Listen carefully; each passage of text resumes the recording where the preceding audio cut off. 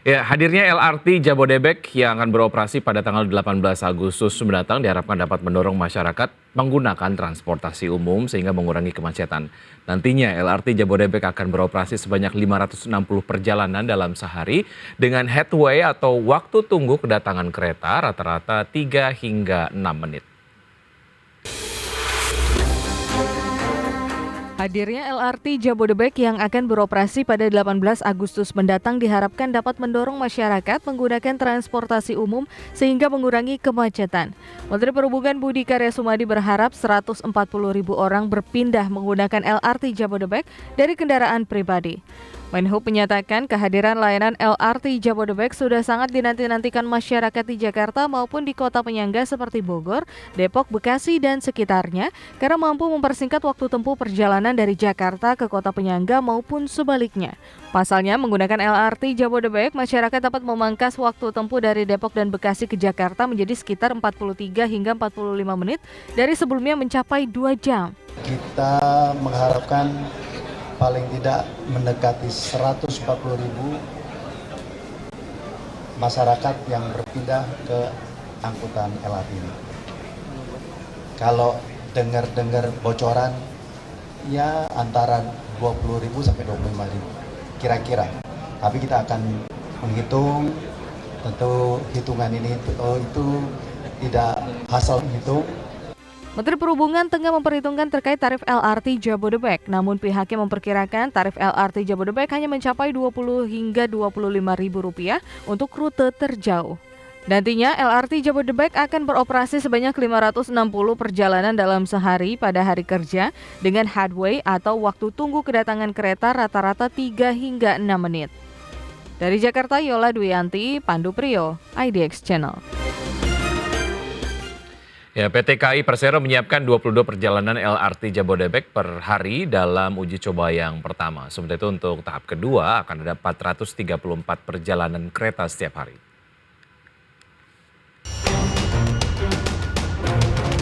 Direktur Utama PT KAI Didik Hartantio mengungkapkan pihaknya menyiapkan 22 perjalanan LRT Jabodebek per hari dalam uji coba yang pertama. Sebagai informasi, tahap pertama uji coba LRT Jabodebek digelar pada 12 hingga 26 Juli 2023. Pada tahap ini yang dapat mengikuti uji coba adalah undangan terbatas dari kementerian atau lembaga, media, dan komunitas. Sementara itu untuk tahap kedua akan ada 434 perjalanan kereta setiap hari. Sebanyak 6 perjalanan diantaranya akan mengangkut penumpang yang telah mendaftar. Mulai tanggal 27 Juli, maka kita akan melakukan trial operation sesuai dengan skala operasional yang akan dijalankan oleh LRT Jabodebek ini. Terus melakukan evaluasi apa yang harus kita sempurnakan, karena sistem persinyalan ya dengan CBTC GW3 ini, maka semuanya dikendalikan secara remote sentral dari OCC, Operational Control Center.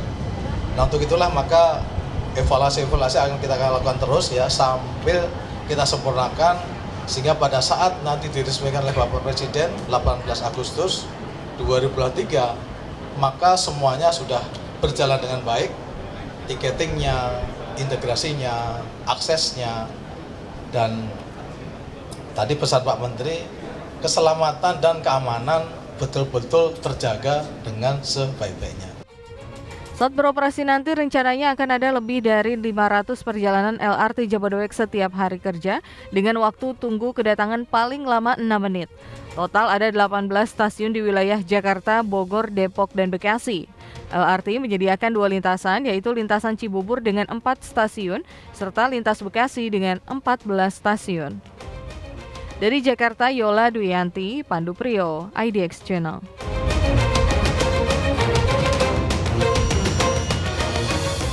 Ya, akhirnya masyarakat DKI Jakarta dan juga kota-kota penyangga punya moda transportasi baru ya. Untuk membahas tema menarik kita hari ini, uji coba LRT Jabodebek dimulai. Sudah tersambung melalui video conference ada Bapak Aditya Dwi Laksana. Beliau adalah Ketua Forum Transportasi Perkeretaapian MTI. Selamat pagi Pak Adit.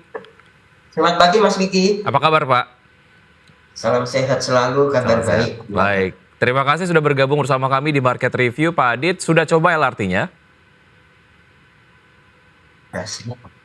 Belum sempat coba atau sudah? Insya Allah di besok ya Mas. Oke, jadwalnya. baik. Tapi kalau dilihat dari apa yang kemudian tercapture di sosial media ataupun mungkin opini dari masyarakat yang memang kemudian sudah mencoba lah ya LRT Jabodebek, menurut Anda dilihat dari unsur keselamatan, keamanan dan juga pelayanannya seperti apa, Pak Adit? Ya saya pikir ini suatu milestone ya Mas Wiki, tonggak sejarah karena akhirnya dari kita akan mengoperasikan kereta api perkotaan yang menggunakan teknologi CBTC, Communication Based Train Control, yang dengan menggunakan teknologi GOA3 atau Grid of Automation 3 yang bisa dioperasikan tanpa masinis tetapi masih menggunakan petugas kereta atau train attendant. Nah ini artinya suatu teknologi yang benar-benar baru, sehingga kalau teknologi yang maju atau canggih, yaitu benar-benar faktor keselamatannya yang harus benar-benar diutamakan. Teknologi ini baru diterapkan di Indonesia atau sudah pernah diterapkan di negara lain, Pak Adit? Oh, kalau negara lain sudah ya Mas, negara lain sudah. Negara lain baru diterapkan di Indonesia ya? GOA4 itu benar-benar tanpa lagi ada petugas di dalam kereta. Tapi kalau untuk di Indonesia GOA3 ini benar-benar baru ya Mas Wiki. Jadi saya pikir karena kecanggihannya, karena sistem keselamatannya yang harus sangat strict dan rigid, ya maka uji coba operasionalnya ini harus benar-benar dilakukan secara cermat karena benar-benar mengutamakan keselamatan, termasuk juga apakah nanti berhentinya kereta pas di pintu passenger screen door-nya, apakah nggak lebih maju mundur, apakah pas, itu juga hal-hal yang perlu diperhatikan, termasuk juga nanti perlu semacam evakuasi keselamatan kalau misalnya terjadi gangguan kereta. Nah itu yang menurut saya di masa uji coba operasionalnya ini harus yang benar-benar disiapkan.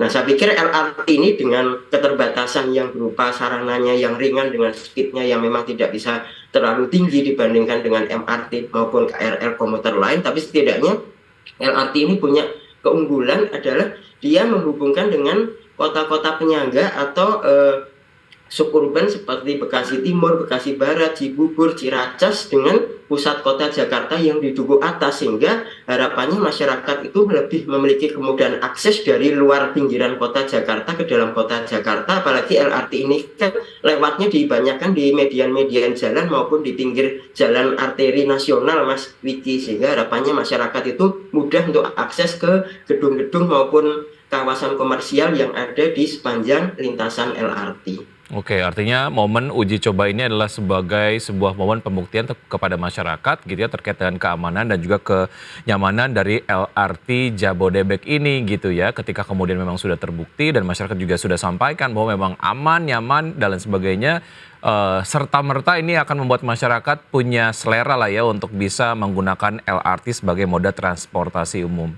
Oke, bicara mengenai berbagai macam upaya-upaya mitigasi yang kemudian juga mungkin sempat disampaikan lah oleh pihak terkait dengan LRT ini. Menurut Anda sudah sangat well prepare atau seperti apa, Mas Adit? Tentunya kita berharap nggak ada sesuatu yang kita tidak inginkan terjadi gitu ya. Tapi kan mitigasi-mitigasi ini kemudian sudah dipetakan. Nah, menurut Anda seperti apa?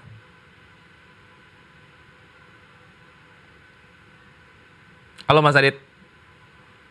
Baik. Ya Mas, ya baik. Ya. Silakan Saya dilanjutkan. pikir, ya, Mas, di masa uji coba operasional terbatas ini, karena ya namanya juga sifatnya terbatas, belum untuk masyarakat secara umum ya, ini sebaiknya digunakan sebagai momen benar-benar untuk melakukan suatu evaluasi. Evaluasinya itu sebetulnya maupun preparationnya itu macam-macam ya Mas Wiki. Dari sisi keselamatan tadi sudah saya sampaikan untuk menjamin bahwa meskipun tidak ada masinis, tapi tetap ada train attendant yang bisa mengambil alih dalam kondisi darurat maupun untuk membantu mengevakuasi penumpang bila dalam kondisi darurat, misalnya seperti itu. Terus yang kedua adalah saya pikir KAI maupun LRT Jabodebek juga harus menyiapkan semacam simulasi kalau terjadi kecelakaan, meskipun tidak kita harapkan, maupun gangguan kereta ketika kereta berada di lintasan layang. Nah itu bagaimana nanti mekanisme untuk melakukan evakuasi penumpangnya, itu yang perlu dipersiapkan juga. Kemudian saya pikir di luar masalah keselamatan yang sangat perlu dipersiapkan selama 1 bulan ini adalah masalah akses Mas Wiki.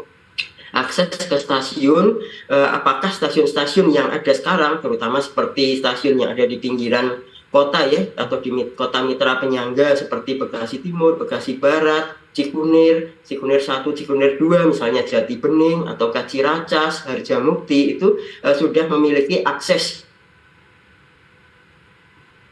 Baik, artinya memang integrasi antara stasiun dan juga moda untuk transportasi umum lainnya juga perlu di... Betul, termasuk juga untuk park siap. and ride Mas, parkir perpindahan moda, apakah sudah tersedia juga supaya gampang taruh mobilnya dengan tarif yang terjangkau Mas, flat. Baik. Percuma tarif LRT. Baik, saya termasuk yang kemudian cukup concern. Orang nanti nggak perlu. Baik, saya kemudian termasuk orang yang cukup concern terkait dan keamanan dan juga keselamatan dari LRT gitu. Kalaupun misalnya tiba-tiba terjadi kemacetan, tiba-tiba berhenti keretanya begitu di tengah jalur, layang begitu, ke bawah masih jauh, ke peron juga masih jauh gitu. Itu betul-betul harus secara matang mitigasinya harus dilakukan dengan sangat-sangat baik gitu ya. Baik, Pak Adit, kita akan jeda sejenak, kita akan lanjutkan usai jeda berikut ini. Dan pemirsa tetap bersama kami, usai jeda kami akan segera kembali. Dan pemirsa, terima kasih Anda masih bergabung bersama kami di Market Review. Sebelum saya lanjutkan perbincangan bersama Mas Aditya Dwi Laksana, Ketua Forum Transportasi Perkeretaapian MTI, kita akan lihat lebih dahulu beberapa data yang sudah kami siapkan. Di antaranya adalah mengenai daftar stasiun LRT Jabodebek lintas Cibubur. Jika kemudian kita lihat dari jalur Jakarta, ada Duku Atas, kemudian Setiabudi, Rasuna Said, Kuningan, stasiun LRT Pancoran, kemudian juga ada Cikoko, Ciliwung, Cawang, Taman Mini Indonesia Indah, Kampung Rambutan, Ciracas, dan Harjamukti. Ini kayaknya rute-rute yang sering saya lewatin dan sangat strategis sekali dan cukup vital begitu ya, rutenya begitu. Cukup banyak dilewati oleh banyak orang begitu, oleh masyarakat yang ada di sekitar Jakarta. Dan berikutnya untuk lintas Bekasi dari Duku Atas, Setiabudi, Rasuna Said, Kuningan, Pancoran, Cikoko, Ciliwung, Cawang, Halim, Jati Bening Baru, Cikunir 1, Cikunir 2, Bekasi Barat, dan Jatimulya. Oke, saya kembali berbincang bersama Mas Adit. Mas Adit, kalau kita lihat dari rutenya sendiri, ini sangat-sangat so-called seksi untuk masyarakat yang ada di daerah penyangga ibu kota Jakarta yang memang setiap hari harus bolak-balik pakai kendaraan non-rel begitu 2 jam kurang lebih, tapi kemudian dengan adanya LRT ini bisa memangkas waktu perjalanan sampai dengan 45 menit saja gitu. Menurut Anda seperti apa, Mas Adit? Rutenya ini menjanjikan sekali, Mas Wiki. Karena terutama kalau kita melihat perbandingannya kan jalan tolnya akan macet parah ya Mas, terutama di pagi hari maupun sore hari. Sementara kalau LRT-nya ya insya Allah tanpa hambatan. Sehingga kalau saya pikir rute yang menghubungkan sampai ke Bekasi Timur atau Jatimulya atau Cibubur atau Harjamukti ini menurut saya sudah prospektif sekali untuk lintasannya. Tetapi yang jadi masalah menurut saya adalah bagaimana nanti PT KAI ataupun LRT Jabodebek dibantu dengan pemerintah daerah setempat, dibantu juga oleh Ditjen Perkeretaapian itu membangun akses yang mudah dicapai ke stasiun-stasiun tersebut, Mas. Jadi saya pikir stasiunnya, rutenya sudah oke, stasiunnya sudah oke. Sementara bagaimana nanti bangun suatu menata misalnya sistem angkutan umum, misalnya bis sedang, bis kecil, angkot, mikrotrans untuk bisa menjangkau stasiun-stasiun tersebut. Untuk yang menggunakan kendaraan pribadi, apakah sudah disiapkan misalnya parkir perpindahan moda atau park and ride-nya, sehingga masyarakat yang menggunakan kendaraan pribadi maupun angkutan umumnya itu bisa dengan mudah mengakses ke stasiun. Nah, setelah itu pertanyaan berikutnya adalah seberapa waktu tempuh yang diperlukan untuk ke Duku Atas misalnya. Tadi disebutkan total bisa antara 30 sampai 45 menit. Itu menurut saya sih waktu yang sangat menjanjikan. Nah, bagaimana dengan gateway-nya atau jeda antar perjalanan keretanya? Kalau tadi disebutkan bisa antara 3 menit di ruas antara Cawang Duku Atas ataupun 6 menit di ruas antara Cawang sampai dengan Cibubur dan Bekasi Timur, saya pikir itu juga masih merupakan gateway yang cukup baik juga. Nah, itu harapannya kalau gateway-nya baik, kemudian waktu tempuhnya singkat, frekuensi perjalanannya tinggi, akses ke stasiunnya mudah, konektivitas ke angkutan umum lainnya juga mudah di stasiun-stasiun LRT-nya, ya harapannya masyarakat diharapkan bisa shifting atau berpindah ke angkutan umum LRT ini, Mas Diki. Itu adalah sebuah terms and conditions lah ya, cita-cita dari kemudian masyarakat akan memindahkan metode perjalanannya dari kendaraan umum ke transportasi umum jika persyaratan-persyaratan tadi terpenuhi, capaian-capaian seperti misalnya kemacetan dapat ditekan, kemudian adanya migrasi dari kendaraan pribadi ke kendaraan umum ini akan terjadi. Tapi menurut Anda dalam tahap proses uji coba ini ataupun mungkin dari jauh-jauh hari lah ya, secara grand design gitu, fasilitas-fasilitas tadi atau terms and conditions tadi nampaknya akan terpenuhi atau tidak, Mas Adit?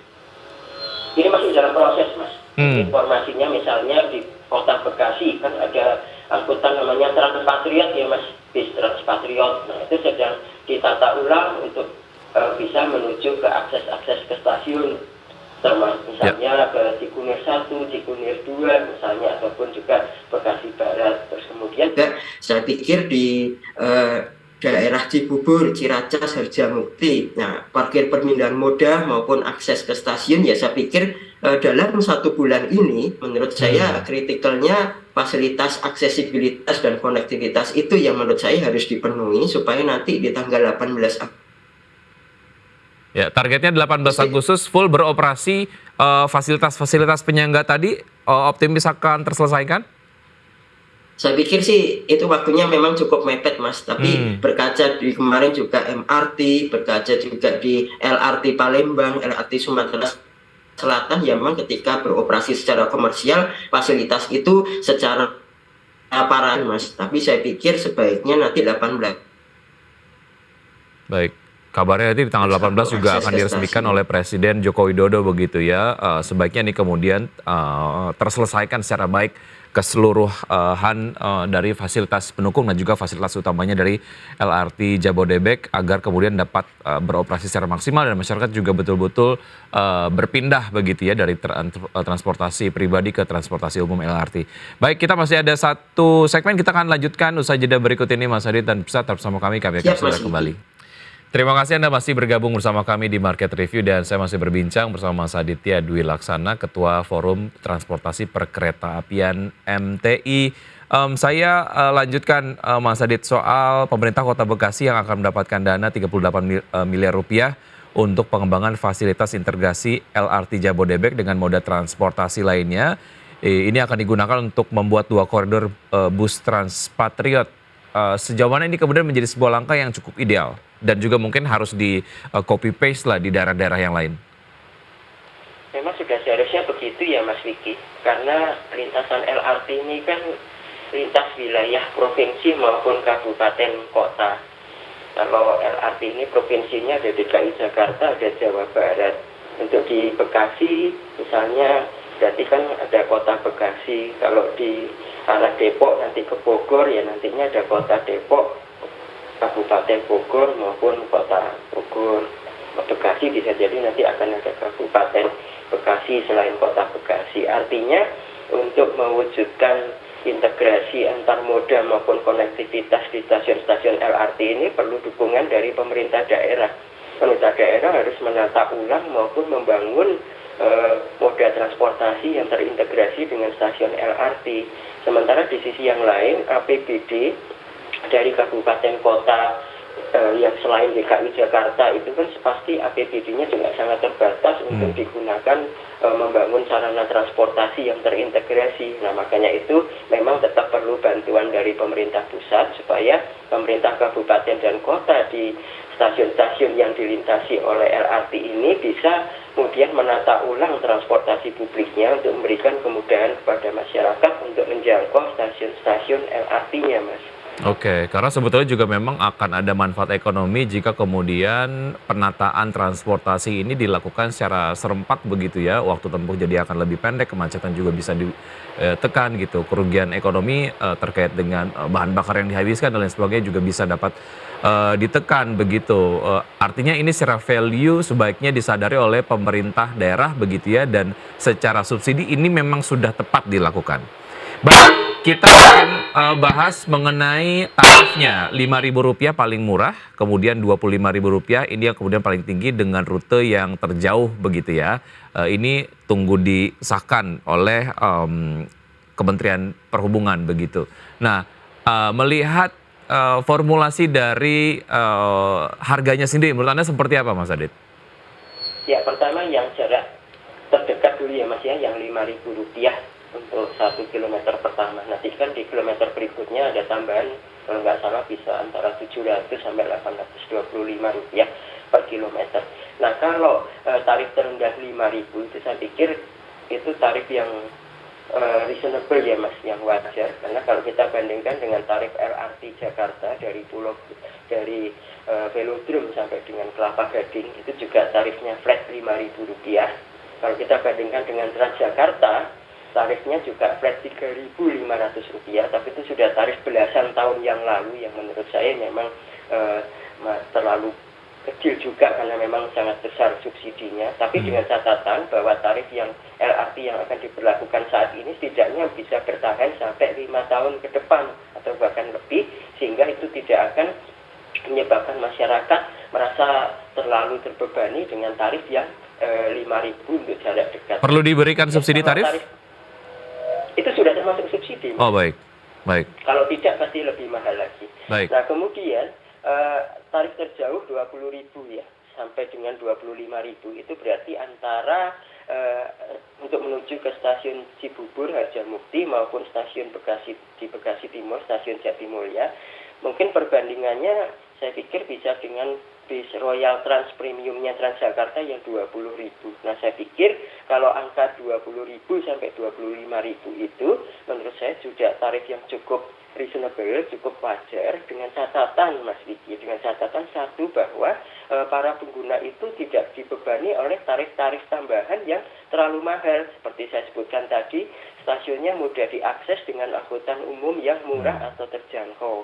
Andai kata membawa kendaraan pribadi, maka tarif di park and ride atau tarif parkir perpindahan modalnya juga tarif flat yang terjangkau. Baik. Sehingga masyarakat nanti tidak terlalu dibebani dengan tarif-tarif yang di luar tarif LRT-nya itu sendiri, karena percuma tarif LRT-nya terjangkau, tapi kalau tarif akses ke stasiunnya masih tarif yang lumayan tinggi. Yang kedua, saya pikir ke depannya Mas, tarif LRT Jabodebek ini juga harus diintegrasikan dengan tarif-tarif angkutan umum massa lainnya di DKI Jakarta, misalnya dengan tarif Transjakarta, MRT, ataupun LRT Jakarta, ataupun juga KRL komuter lain, supaya bisa dihadirkan semacam tarif terintegrasi yang bisa lebih terjangkau, sehingga kalau masyarakat itu berpindah lebih dari satu moda, mereka tidak terbebani dengan tarif yang terlalu tinggi. Ini akan membuat masyarakat akan shifting ke LRT. Baik, tidak hanya moda transportasinya saja yang terintegrasi, tapi tarifnya juga gitu ya. Itu akan lebih